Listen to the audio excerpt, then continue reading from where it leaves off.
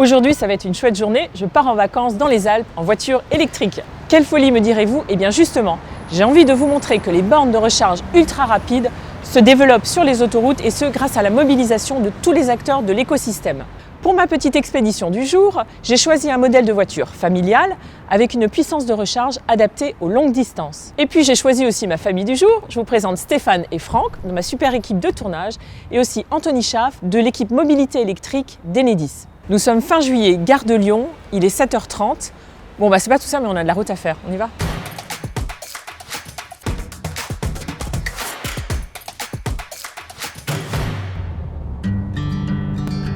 Anthony, j'entends souvent dire autour de moi qu'il n'y a pas suffisamment de bornes de recharge ultra rapides sur les autoroutes.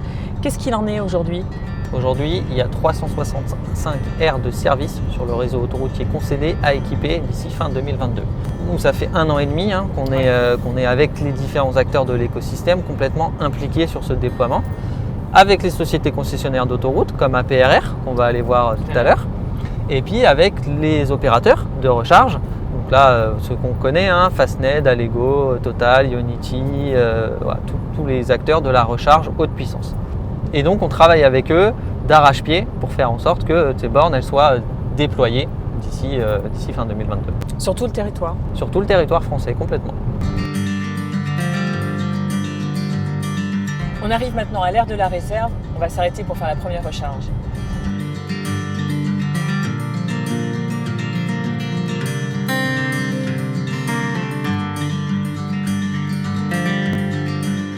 Tu l'as dit tout à l'heure, il y a beaucoup de parties prenantes. Est-ce que ça se passe toujours bien entre les différents acteurs?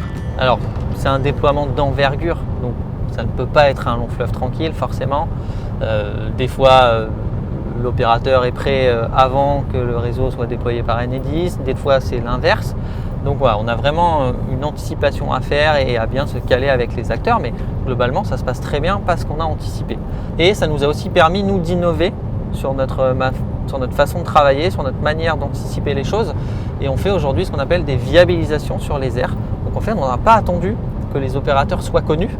Oui. On a commencé à faire des travaux avec les sociétés d'autoroutes pour anticiper l'arrivée des bornes de recharge. Voilà, et ça nous permet de gagner du temps. Complètement. On peut gagner jusqu'à 1 an sur les travaux globaux. On va faire le deuxième arrêt pour aller se restaurer et bien sûr, on en profite pour recharger.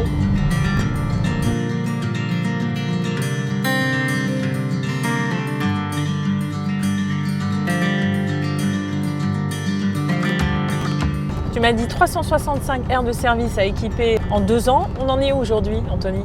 Alors aujourd'hui, il y en a une centaine qui sont équipées en bornes de recharge haute puissance.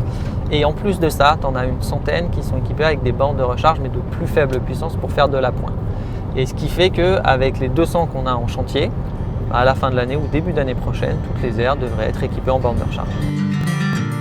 Aire de Drasset, on va faire la dernière recharge avant d'arriver à destination.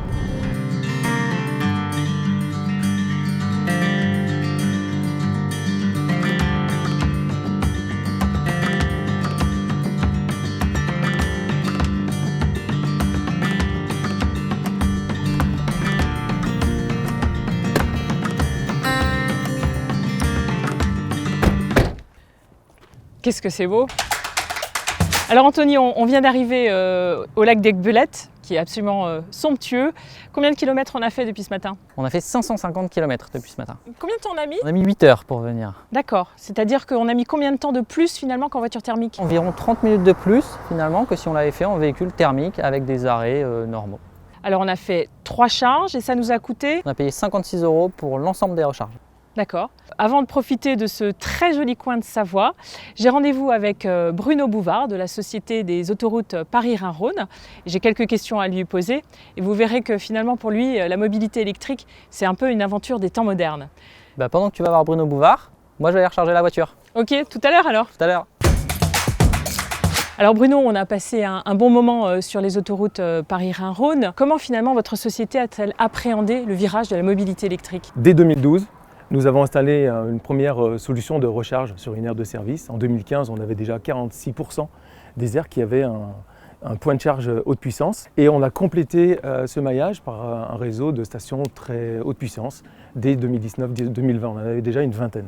Qu'est-ce qui est important pour vous finalement pour accueillir vos clients? On propose des stations de recharge qui doivent être accueillantes, qui proposent des puissances suffisamment dimensionnées pour les véhicules qu'elles doivent accueillir. Et alors aujourd'hui, où en êtes-vous finalement en termes de volume de déploiement de toutes ces infrastructures? Alors dès cet été, Emmanuel, 65% de nos aires de service sont équipées en solutions de recharge. La moitié d'entre elles ont déjà une station très haute puissance, avec plus de 300 points de charge installés aujourd'hui. Et à la fin de l'année, on souhaite avoir 100% de nos aires couvertes avec des stations très haute puissance, avec au moins 700 points de charge installés. Donc ça c'est aujourd'hui, mais finalement demain, quand il y aura plusieurs millions de voitures électriques sur les routes, on en attend 17 millions en 2035, comment vous allez gérer finalement le pic du 15 août? Pour cela, plusieurs possibilités. Tout d'abord, augmenter le nombre de points de recharge dans le temps, augmenter la puissance des points de recharge pour accroître le nombre de rotations possibles. Et avec les équipes d'Enedis notamment, on se prépare activement à ces évolutions. Deuxième possibilité, c'est installer des solutions éphémères, ponctuelles, sur des aires choisies, sur des temps forts de circulation. Et enfin, on attend des constructeurs également qui fassent un bout du chemin pour augmenter la puissance, les capacités de puissance de recharge des véhicules pour réduire le temps de recharge. Et on pense que si on aligne finalement un petit peu toutes ces étoiles, et on pourra, vous et moi, partir en vacances de manière sereine avec nos véhicules électriques. Alors merci beaucoup Bruno pour cet échange. En attendant 2035, moi je vous propose quand même un rafraîchissement parce qu'il fait quand même très très chaud. Allez, on y va Emmanuel, merci.